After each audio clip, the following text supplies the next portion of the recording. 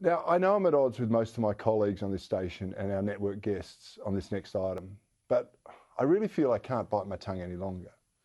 You see, I think the president of the Ukraine is not all that he's portrayed as by the Western media.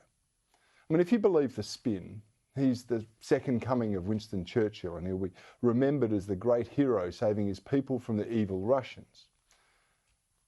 I'm the first to admit that Putin isn't a good guy either, but what the West glosses over is the terrible things that have happened to the primarily ethnic Russian people in parts of the Ukraine under Zelensky's rule. These people comprise the largest Russian community outside of Russia, and they make up about 17% of the Ukrainian population. And they live in primarily Russian regions and have effectively been in a civil war with the Ukrainian government since 2015. This was just after they were promised a vote on independence in 2014. That vote has never taken place. Zelensky promised to end the civil war. He clearly hasn't done so. Instead, he's facilitated the goading of the Russians by endorsing the right sector, whose leader publicly claimed he fed the bones of Russian children to his pet wolf. Now, apparently that was a joke, but it must have been lost on the Russians, and particularly those who felt they'd been mistreated by Ukrainian troops. Here's how Time magazine described one of them, the neo-Nazi Azov movement, just last year.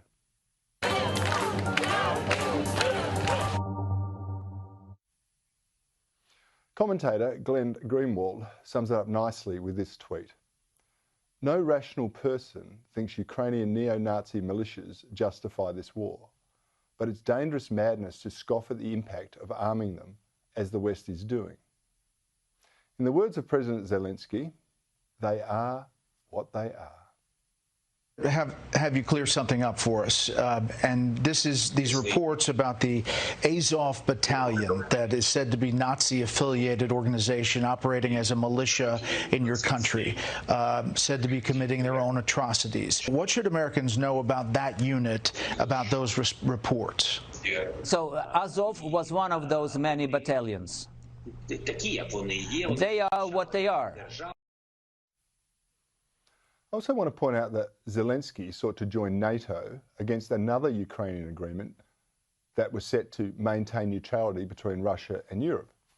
And even as Russian troops were amassing along the border, the foolish US Vice President Kamala Harris publicly supported Zelensky's bid to join NATO. So I will say what I know we all say, and I will say over and over again. The United States stands firmly with the Ukrainian people in defense of the NATO alliance.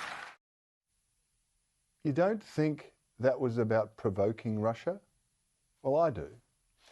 In any event, like most marketers, Zelensky knows that image is everything. That's why he's always pictured wearing his army green T-shirt. You see, it portrays him as a man of action and part of the front line.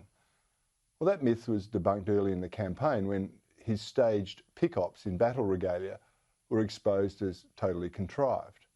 Since then, it's been the T-shirt of disrespect, which he's paraded in every single parliament around the world just about, begging for more money and arms, as one of the most corrupt countries in Europe.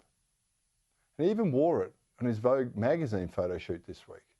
It was as contrived as everything else as far as I'm concerned, and it was just like what we've seen being presented in this war. The propaganda coming out of the presidential office rivals only that coming out of the Kremlin. It's just that one side's lies are being dutifully regurgitated across the Western world to sustain a proxy war. It's a battle between the East and the West. Few are seeking to diffuse this conflict, and instead I think many of them are much more intent on escalating it and potentially creating World War III.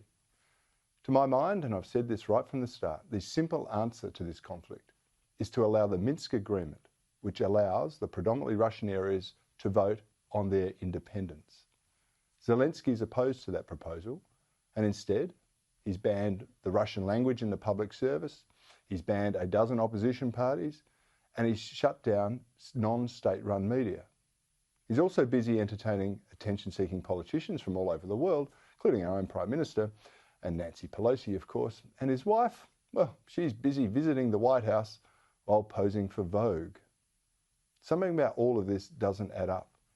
There's an agenda at work in the Ukraine that is much greater than staving off the Russian invaders.